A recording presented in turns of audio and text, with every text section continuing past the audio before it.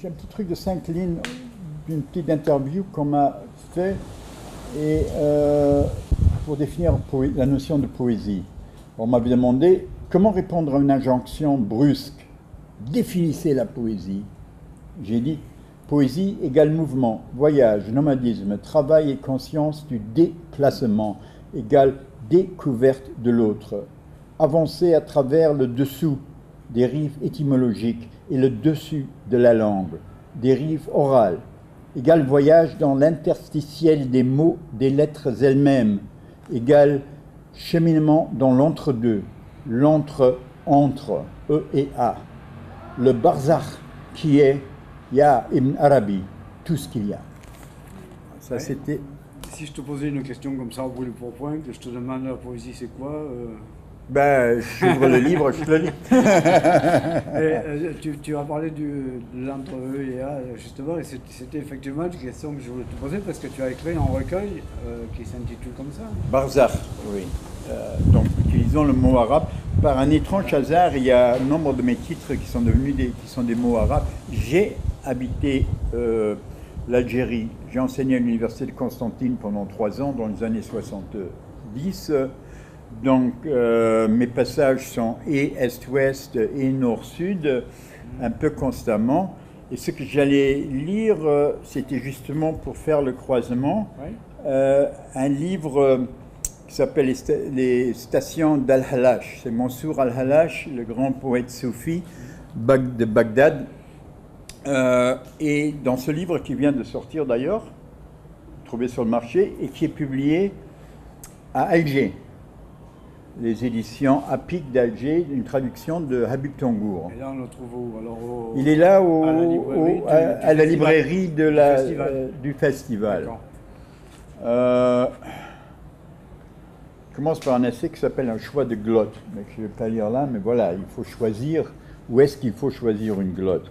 Alors ces poèmes sont écrits au moment de la guerre des États-Unis, de l'invasion de l'Irak et des bombardements de Bagdad. Et je pensais à Mansour Al-Halash, le grand poète soufi, mystique, qui fut jeté en tôle, torturé pendant 10 ans avant d'être exécuté à Bagdad pour avoir dit Ana al-Haq, je suis Dieu. Je suis pas Dieu, c'est un des noms de Dieu. Je suis le juste, au fait.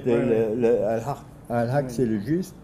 Et j'ai trouvé 40 termes de lui online, par hasard. J'ai pris les 40 termes et j'ai décidé de faire un poème pour chacun des 40 termes qui viennent d'un de ces livres de soufisme. Donc, tous les titres ont un mot anglais et un mot arabe dans les deux.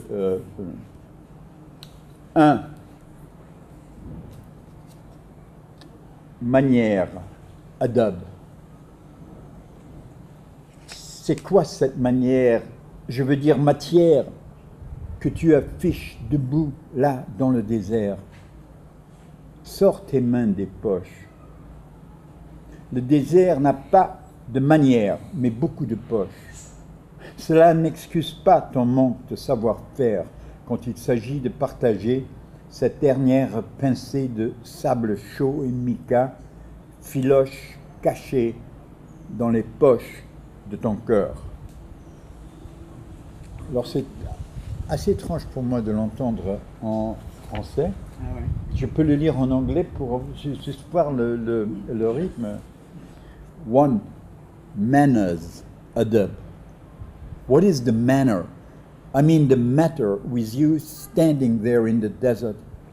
Take your hands out of your pockets. The desert has no manners, but many pockets, which is no excuse for your lack of know-how when it comes to sharing this last pinch of hot sand and mica hides as lint in the pockets of your heart. Ça fait tellement longtemps que tu vis à New York que moi je te sens plus à l'aise avec la langue anglaise qu'avec la langue française maintenant. Hein? C'est vrai. Mais ma langue française évidemment devient assez pigmentée par celle de mon épouse, qui, elle, aussi partie aux États-Unis il y a 30 ans, n'a jamais perdu son accent pyrénéen, gascon. D'ailleurs, elle s'est dit gascoricaine. Hein. Et donc, comme nos fils, qui parlent français, mais qui parlent avec un accent du sud-ouest à couper au couteau, ce qui est très drôle parce qu'ils n'y ont jamais habité. Et qui ne parlent pas luxembourgeois. J'aurais dû, je me suis dit non, ça c'est trop. Je préfère qu'ils apprennent l'arabe ou le chinois. Ou, tu peux lui apprendre le maltais maintenant. Le maltais, oui, il y a toutes les langues dedans, c'est ça la beauté de la chose. Attends, voilà, je vais faire ce croisement entre nord-sud, est-ouest. 3 canicules fin d'été. 1. Penser en Europe commence, suggère Pascal Quignard, ou plutôt sans mourir de penser. Penser commence avec Argos, le chien d'Ulysse, à voir Odyssée, chant 17, ligne 301. Enocène, Odyssea egus eonta, qui se traduit littéralement par « il pensa Ulysse dans celui qui s'avançait devant lui ». 2. Ce qui me renvoie aux lignes d'Abiptangour, traduites il y a des calendes. Homère racontera que personne ne le reconnut à Ulysse, le vieux chien seulement. Mais les chiens ne vivent pas si longtemps pour reconnaître leur maître. 3. Et dans le métro, ce matin, ceci. Une casquette de baseball sur la ligne N qui dit « En âge chien, je suis morte ». En rouge, sur la casquette rose d'une indienne, la trentaine, bien vivante. Okay.